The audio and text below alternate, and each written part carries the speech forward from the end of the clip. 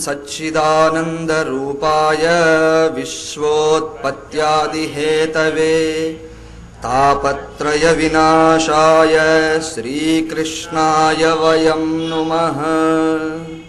భక్తి అంటే అన్ని యోగములు అనుకూలమైన ఫలమును ఇస్తూ ముందుకు చక్కగా సాగాలంటే ఏ స్థితి కావాలో ఆ స్థితికి భక్తి అని పేరు.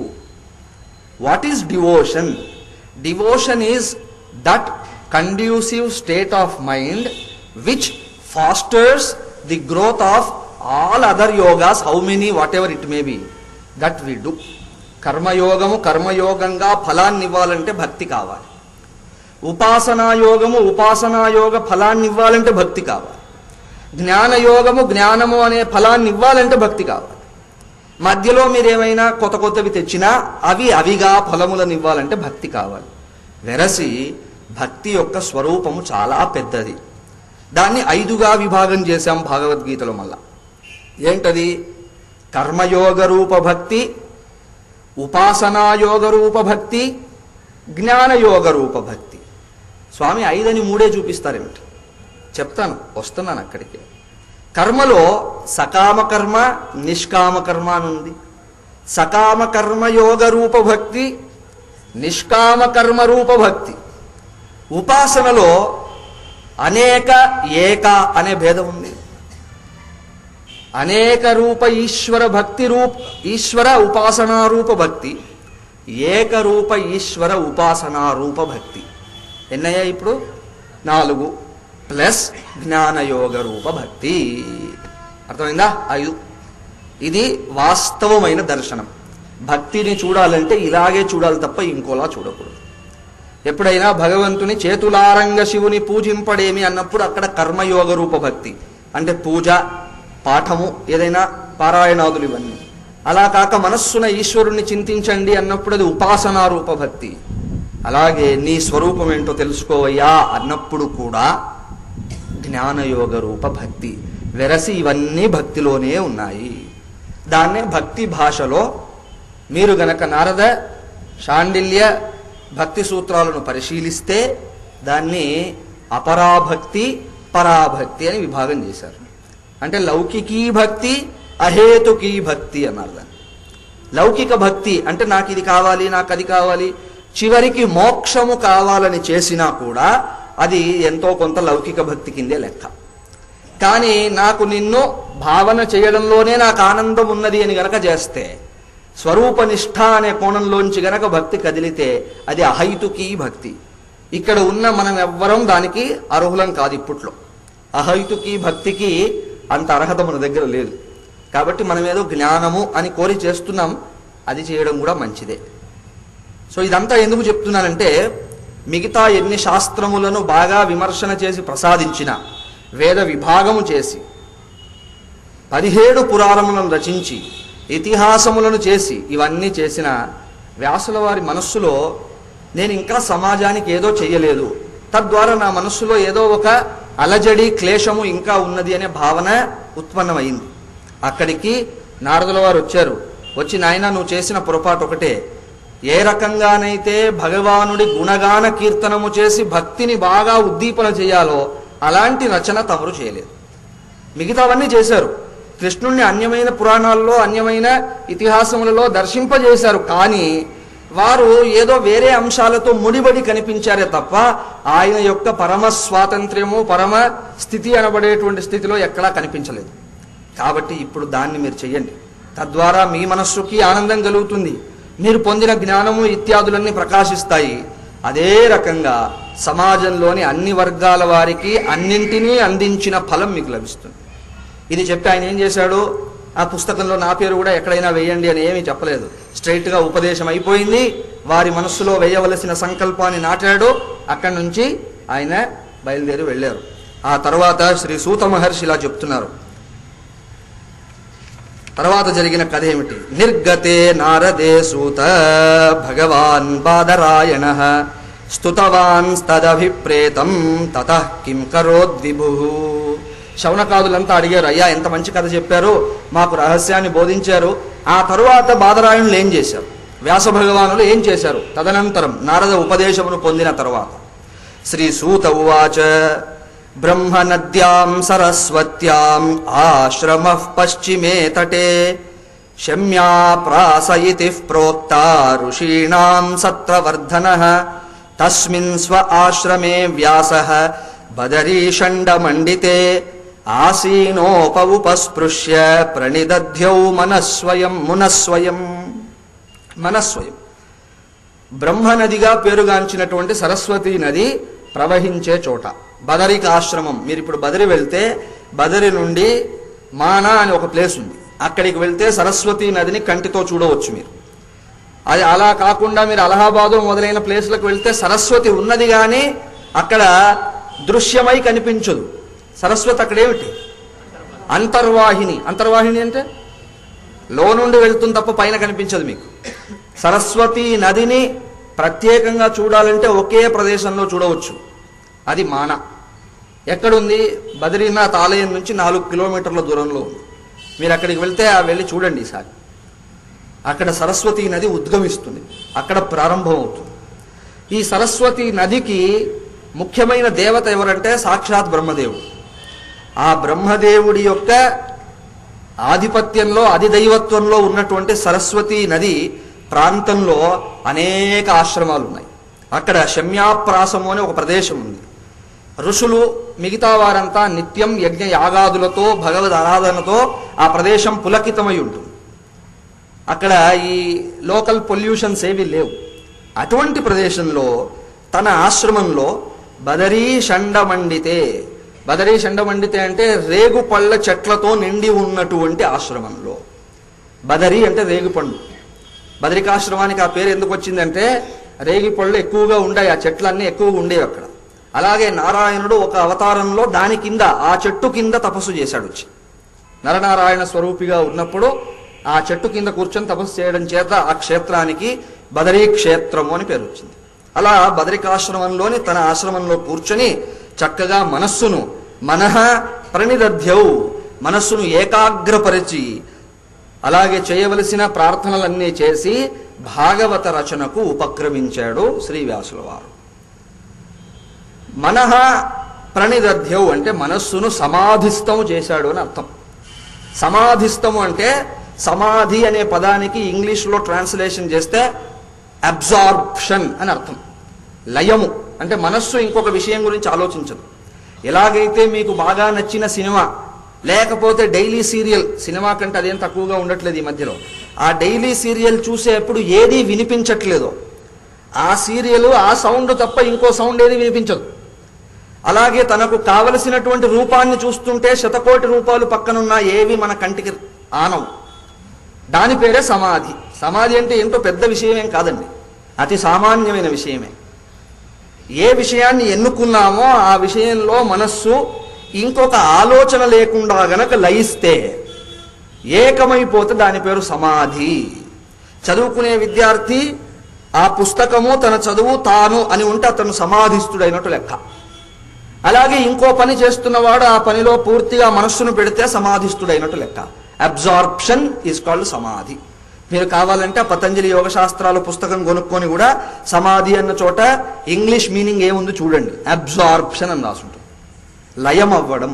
ఇది నిత్య జీవితంలో మనకు అవుతూనే ఉంటుంది. అయితే మనం ప్రపంచ విషయాల్లో లయం అవుతాం కాబట్టి తత్సంబంధమైన ఫలమే వస్తోంది కాబట్టి దాన్ని సమాధి అనడానికి ఒప్పుకోవట్లేదు. మహాత్ములు ఈశ్వర భక్తిలో లయం చేస్తున్నారు కాబట్టి దానికి రావలసిన ఫలం వాళ్ళకు వస్తుంది. మనము ఒక అంశంలో మనస్సును లయం చేసిన తర్వాత ప్రపంచంలోంచి రావలసిన దుఃఖం మనకు వస్తుంది. భగవంతుడిలో మనస్సును లయం చేసిన వారికి భగవంతుడి ద్వారా రావాల్సిన ఆనందం వస్తుంది. కానీ వెరసి మెకానిజం మాత్రం ఒకటే. అర్థమైందా? The mechanism is same. ఫలము మారుతున్నది. కారణం ఏంటంటే విషయము మారింది. దేని వైపు మీ మనసును పెట్టారో దాంట్లో విషయం మారింది. అందుకే మా గురువు గారు అంటారు, ఆధ్యాత్మిక సాధన ఎవరికి నేర్పక్కర్లేదు, ఆల్రెడీ అందరికీ తెలుసు, దాని విషయాన్ని మారిస్తే చాలు. అర్థమైందా? అంతేగాని ప్రత్యేకమైన సమాధి కూడా నేర్పక్కర్లేదు. ధ్యానం నేర్పించండి అంటాం. ధ్యానం ఏమిటి నేర్పేది? మీరు స్కూటర్ నడిపేటప్పుడు ధ్యానం చేయట్లేదండి? ధ్యానం చేయకుండానే స్కూటర్, కారు నడపగలుగుతున్నారా? అలాగే మీకు ఇష్టం ఉన్న టీవీ ప్రోగ్రామ్స్ చూసేప్పుడు ధ్యానం లేకుండానే చూసారా? ఆ అమ్మాయి కట్టుకున్న చీర ఎలాంటిదో ఆ డిజైన్తో సైతం గుర్తుందే తలలో. ఇది ధ్యానం చేయకుండానే ఉంటుందా? ఆలోచన చేయండి. Is it possible? అండ్ కొంతమంది అయితే ఆ ఫలాని పాటలో ఈ అమ్మాయి ఎన్ని డ్రెస్సులు వేసుకుంది, మళ్ళా బొమ్మ గీసి ఇవ్వమన్నా గీసిస్తాం, అంతగా గుర్తుపెట్టుకుంటారంటే ఇది ధ్యానం లేకుండానే అవుతోందా? కాబట్టి ధ్యానం రాంది ఎవరికి? మళ్ళీ నేర్చుకుంటానని వెళుతున్నారు. రామానుజుల వారి జీవితాన్ని స్మరించాలి ఇలాంటివి చెప్పినప్పుడు.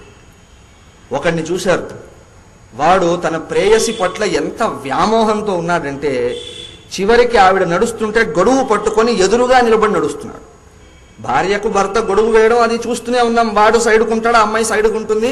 ఈ ఎక్కువ గొడుగు ఇటు పెట్టుకొని వర్షం పడ్డా పర్వాలేదు అన్నట్టు పట్టుకొని వెళ్తుంటారు. వీడలా కాదు, గొడుగు పెట్టి ఎదురు నిల్చున్నాడు. ఎందుకంటే ఆ సమయంలో కూడా ఆ ముఖాన్ని చూడాలని. దూరం నుంచి భగవద్ రామానుజుల వారంతా చూశారు. చూసి ఆ భక్తుని నా దగ్గరికి తీసుకురండి అన్నారు. చుట్టుపక్కల ఉంది ఒక బ్యాచ్. వీళ్ళన్నారు, అలాంటి పాపాత్ముడిని కాంతాలోలుడిని పట్టుకురమ్మంటాడు ఏమిటి నా? ఈయనంటాడు, ఆయన చాలా గొప్ప మహాత్ముడు, ఇక్కడ తీసుకురండి అని. ఎక్కడి మహాత్ముడు అని ఆయనకు అర్థమైంది. వీడికి ప్రపంచం పట్ల ఇంత ప్రేమ ఉంది కాబట్టి ఈ ప్రేమను గనక నారాయణుడి పాదముల వైపు గనక మరల్స్తే వీడు మహాత్ముడు అయిపోతాడు. మనం బొగ్గును చూస్తున్నాం, రామానుజుల వారు వజ్రాన్ని చూస్తున్నారు. ఆ తదనంతరం రావలసిన స్థితిని చూశారు. అలాగే పిలిచారు, ఏమిట్రా బాబు, ఎక్కడ లేని విచిత్రం ఇలా ఉంది, ఇంత పిచ్చేమిట్రా అంటే, ఆ అమ్మాయి నాకు అంత అందంగా కనిపిస్తోందండి, ఆ కన్ను తిప్పుకోలేకపోతున్నాను, మనస్సును మరల్చలేకపోతున్నాను, ఇంతకంటే అందమైనది ఏదైనా చూపిస్తే ఉండనే ఉండదు అన్నాడు. నేను చూపిస్తే ఏం చేస్తావు?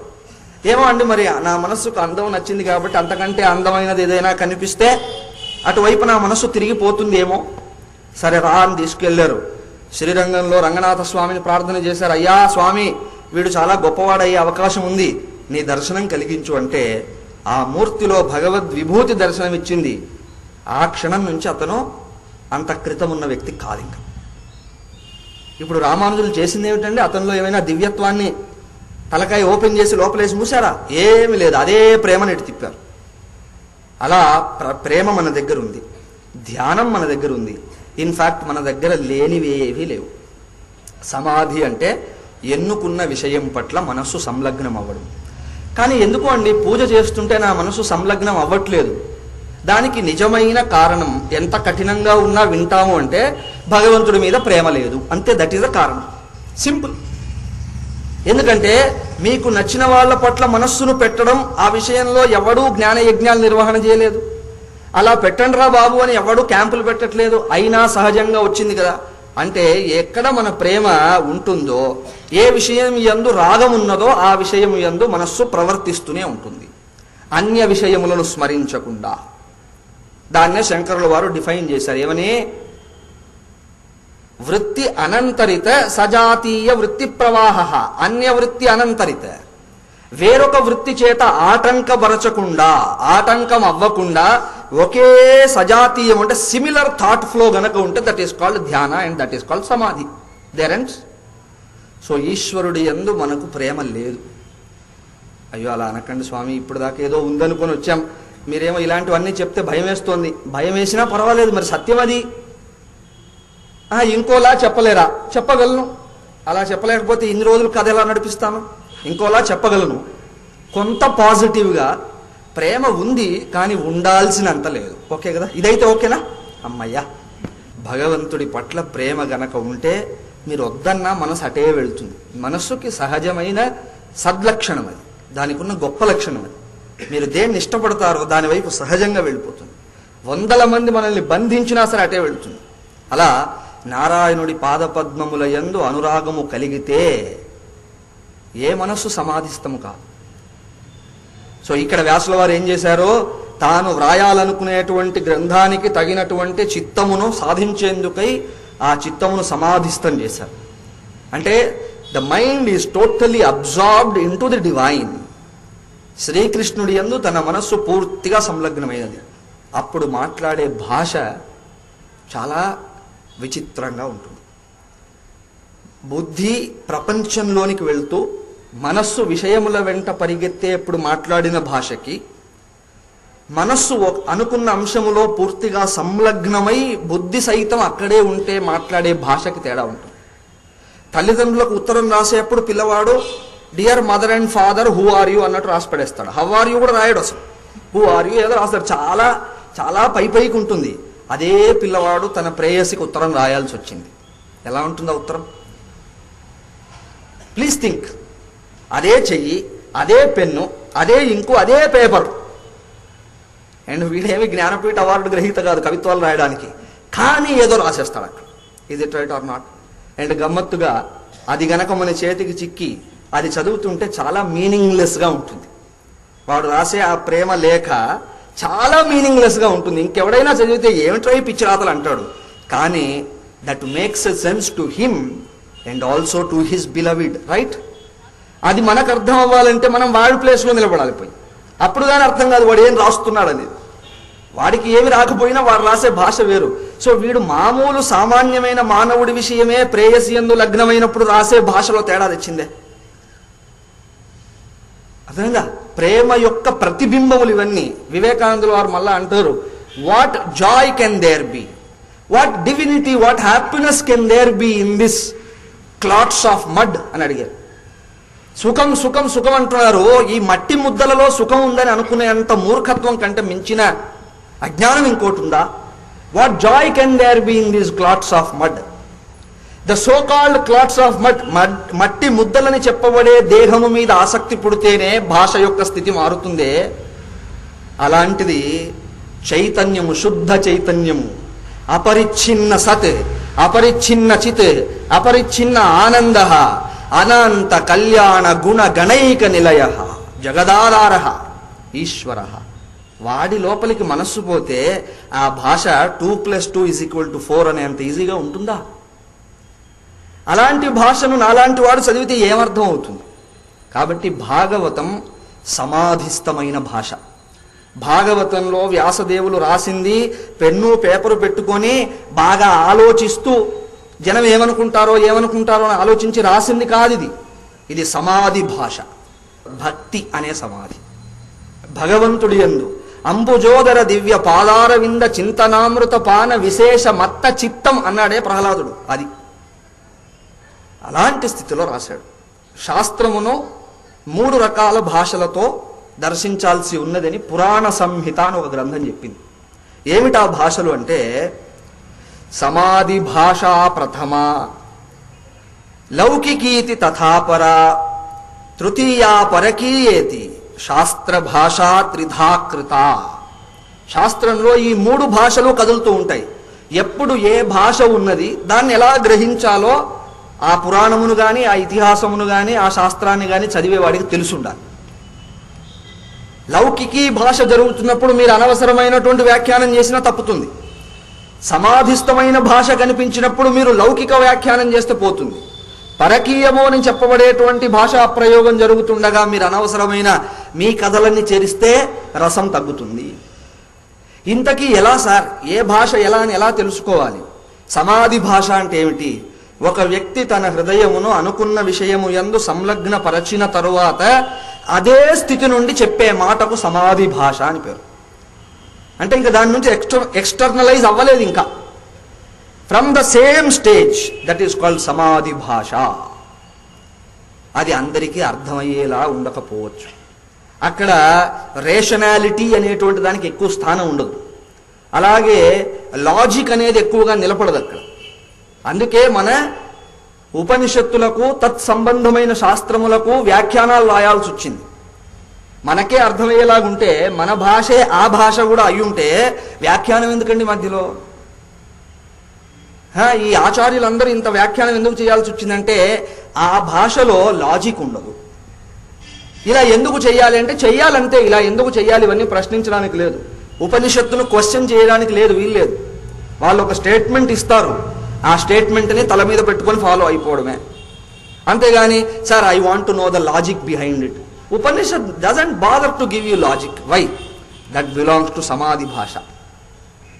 శంకర భగవత్పాదులు ఇత్యాది ఆచార్యులు వచ్చాక అది మన మనస్సులో నిలబడేందుకు గాను తర్కమును జోడించి భాష్యాన్ని రాస్తారు, మనకు అర్థమయ్యేందుకు. అర్థమైందా?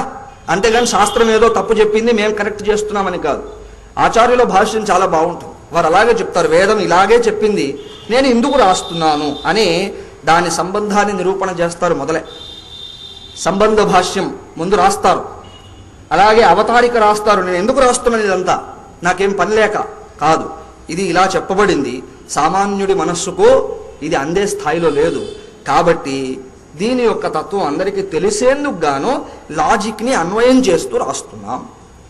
కాబట్టి hour scriptures doesn't bother about logic. మరి లాజిక్ అవసరమా కాదా? అవసరమే. మరి ఏం చేయమంటారు? లాజిక్ అనే స్పూన్తో ఈ గులాబ్ జామున్ తినండి, అంతేగాని స్పూన్ని కూడా తింటానని నోట్లో పెడితే పళ్ళు ఉడ్డం ఖాయం, రక్తం రావడం ఖాయం. అర్థమైందా? కాబట్టి లాజిక్ని స్పూన్లా వాడడమే, నోట్లో పెట్టామా పడేసామా పక్క, అంతే తప్ప ఈ స్పూన్కి ఆ రసగుల్లాకి ఆ గులాబ్ జామున్కి లేనిపోని సంబంధాలు ఏం పెట్టకూడదు. సమాధి భాష అంటే అది. సో బాగా గంభీరమైన భాష, దాన్ని తెలుసుకోవడం అందరి వల్ల కాదు. మరి ఎవరి వల్ల అవుతుంది? అలాంటి సమాధిస్థమైన మనస్సుకు అవుతుంది.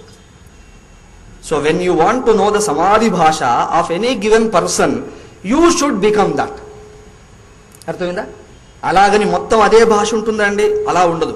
అక్కడక్కడ లౌకికీ భాష అని కూడా ప్రయోగం జరుగుతుంది. ఇంతకీ ఏమిటి లౌకికీ భాష అంటే? రూప్యకాది అలంకారములను అన్వయం చేస్తూ, అలంకార ప్రయోగం చేస్తూ ఆ భావమును మనకు అర్థమయ్యేలా చెప్పడం. అలంకారం అంటే అర్థం ఏమిటండి? రకరకాల అంశములు వ్యాకరణంలో చెప్పబడ్డాయి, తెలియని అంశమును చెప్పేందుకై ఒక్కొక్క దాన్ని అనుసంధానం చేయడం, దానికి అలంకారం. దాంట్లో రూపక అలంకారం అంటే ఇంకొక దాన్ని చెప్తూ దీన్ని అర్థం చేయించే ప్రయత్నం చేయడం, like giving some examples etcetera. ఇది లౌకిక భాష. తెలిసినటువంటి ఉదాహరణనిస్తూ తెలియనటువంటి అంశాన్ని చెప్పడం. నీ ముఖము చంద్రబింబముగా ఉన్నది అంటే అర్థం ఏంటి? అంటే చాలా అందంగా ఉన్నది, చెప్పలేనంత అందంగా ఉన్నది అని ఏదో చెప్పడం ప్రయత్నం. అలా కొద్దిగా అలంకారాలను వాడుతూ చేసేది. కానీ ఇది కూడా చాలా మందికి అర్థం కాదు. అక్కడ కూడా ఒకటి అనవచ్చు, చంద్రబింబంలా ఉందంటే అంటే గుంటలు పడి ఉందా, రౌండ్గా ఉందా, తెల్లగా ఉంది, ఎలా ఉందయా? కాబట్టి వాడికి అది పనిచేయదు. మూడవ భాషకు రావాలి, పరకీయ భాష. అంటే చెప్పదలుచుకున్న అంశమును కథలతో జోడించి చెప్పాలి. అర్థమవుతుందా? కొన్ని కథలు చెప్పాలి, వాడి మనసు కథలోకి వస్తుంది. కథ అనే మాధ్యమం ద్వారా విషయాన్ని లోపలికి ప్రవేశపెట్టేయాలి, చేదు మందును బెల్లంలో చుట్టి ఇచ్చినట్లుగా. అర్థమైందా? ఈ మూడు శాస్త్రంలో అక్కడక్కడ కనిపిస్తాయి. సమాధి భాష, లౌకికీ భాష అండ్ పరకీయ భాష.